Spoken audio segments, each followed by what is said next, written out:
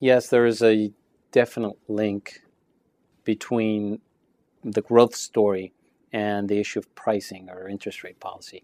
One thing that we've said often is that basically since we started the finance company back in 2000 after converting from an NGO, we've followed an interest rate policy in which we want scale to drive better efficiencies and better efficiencies to be translated to better pricing for our clients.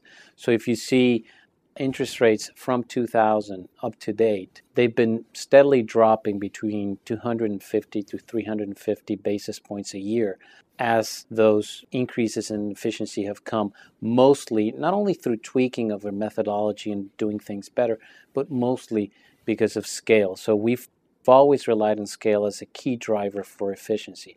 A lot of people actually have noticed this more so after the IPO than before. I actually had a group of students who actually studied the case very recently saying, what happened after the IPO? And in terms of pricing, why are your interest rates dropping? And, my answer was, well, the same thing that happened before the IPO, which apparently is not as well known, which is same trend, same policy, in the sense that we want to translate those efficiencies to the clients.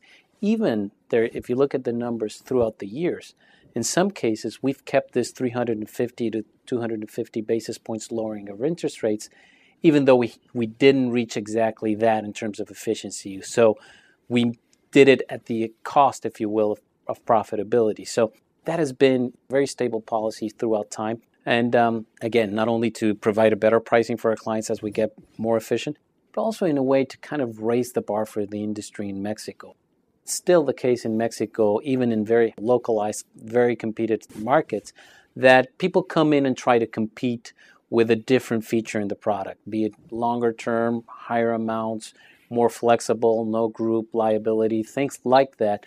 And, they become very competitive. And it's usually not really about pricing because still, I think, not that pricing doesn't matter to the client, but it's still, there are other features in the product that matter to some of them even more. So what you see now is that kind of dynamic going on in the market. But actually, interest rate policy has always been, since we created the finance company up to now, pretty much stable and the same.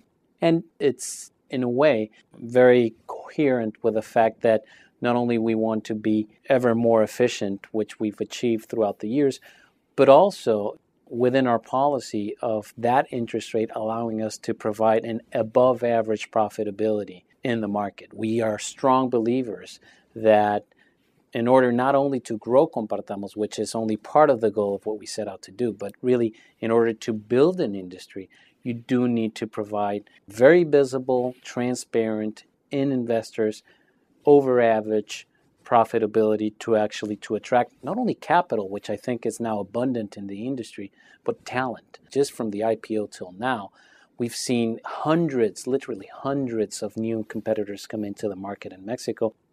And again, not about money going into the industry. It's about talent going into the industry. It's people that figure out that this is something that they want to do.